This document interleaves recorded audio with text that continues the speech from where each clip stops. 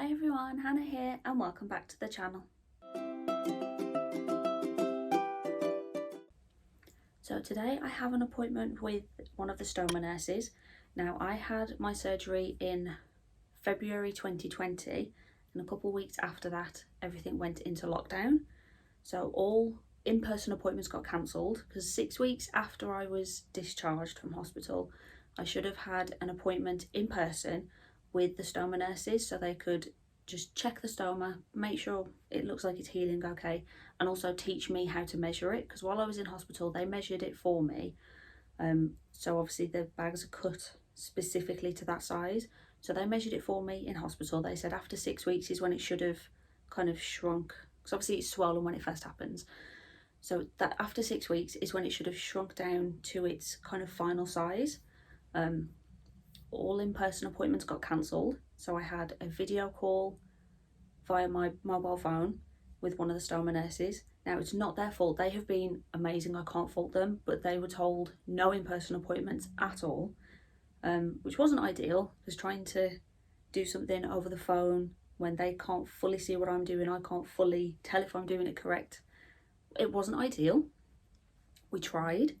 Now bear in mind, when I'm looking down I can't see the underneath of my stoma, so I thought I was measuring I thought that it was a 36mm circle, just like a, well, not perfect circle, but a circle.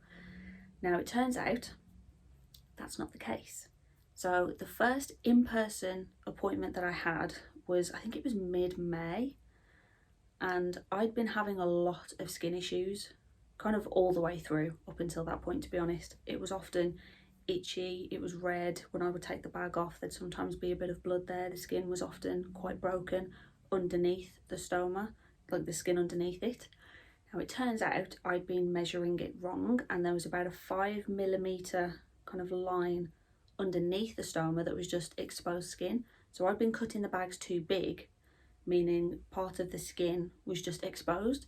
Now bear in mind there's poo there, so having poo on your skin 24/7, it started to break down the skin, so that's where the itching and the pain was coming from.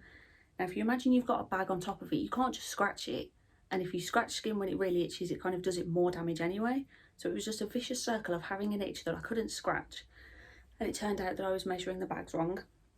Again, that wasn't the fault of the hospital, appointments had to be cancelled, it's just how it was at the time.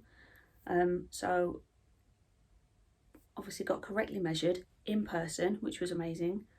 I still have the odd niggle and skin issue. I think it's just a bit of leftover, because over a year of having poo on your skin, it's not going to do it any good. It's better than it was, but there's still the odd niggle, so she'll be able to check over the skin and just have a look. And whilst I'm there, I'm going to see if she's got, because I'll be taking obviously my changing kit with me. Obviously I'll have to take the bag off for her to see it, so I'll have to do a change. Now I'm hoping, I'm not going to record actually changing the bag, you're not going to see any stomas. If you want to google it, that's up to you, but be warned, it can look a bit gory at first because it's part of your stomach, outside of your stomach.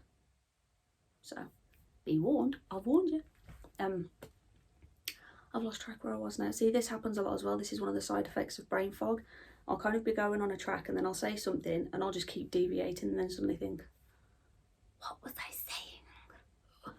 Or sometimes I'm in the middle of a sentence. It's happened to my husband and my mum so many times. I'll be talking to them in the middle of a sentence and I'll just stop and I'll go, don't know, because I've just lost the sentence, lost everything that I was going to say. So it happens. It's one of those things, quite frustrating, but there we go. Oh, different bags. So I'm sure she has like a little supply. Well, last time I was there, she had like a cabinet sort of thing with different sorts of bags in there. If you remember on the last video I showed the ones that I use, the Sensura Mio bags that are just flat. I'm going to see if she's got any different ones that I can just quickly show you, just to give you an idea of what I meant by the different sorts of bags. Hopefully it's a good appointment. I don't know if I might have the odd other new bag to try out, we'll have to wait and see, but off we go.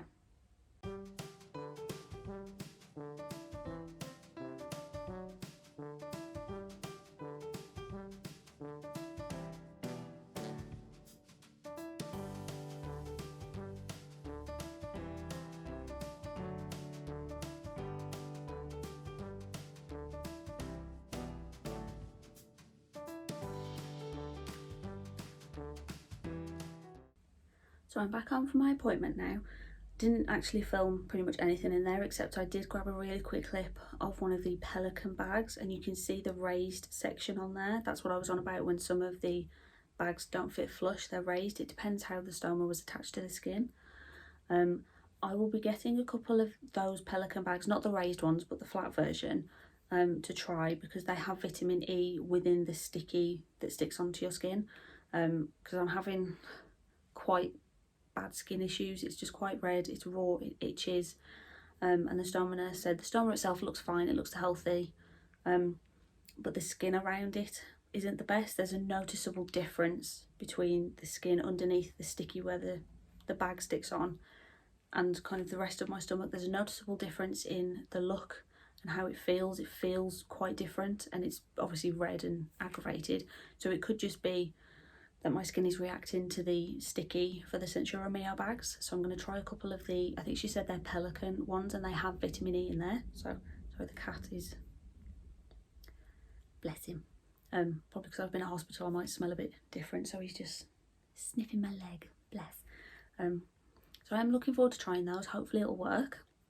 Still waiting on a gastro appointment for the results for the biopsies to see what the potential options are. I did have a really quick discussion with the stoma nurse about that, and she said in her experience from stories that she's heard, patients she's dealt with, the only real reason to get a pouch is not to have a stoma. She said it would be a good idea, if it turns out that there's the potential for me to have a pouch, to speak to some people that have one to get their stories. Obviously no two people are the same, but just to get an idea of what to potentially expect. All in all, it was quite a good appointment actually. Sorry, kitty, kind of nudging my leg, bless him, distracting me. Yes, you're distracting me. One day he might be in a video. I can't, no, his tail's not tall enough to reach, and he doesn't jump up. He's not the sort of cat that jumps up, bless him. Yeah.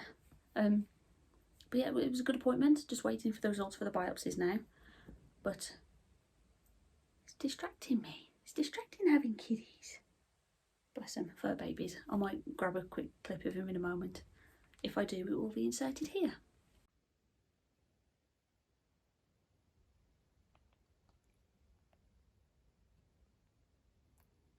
Thank you all so much for watching. Don't forget to like and subscribe, and I'll see you in the next video. Bye!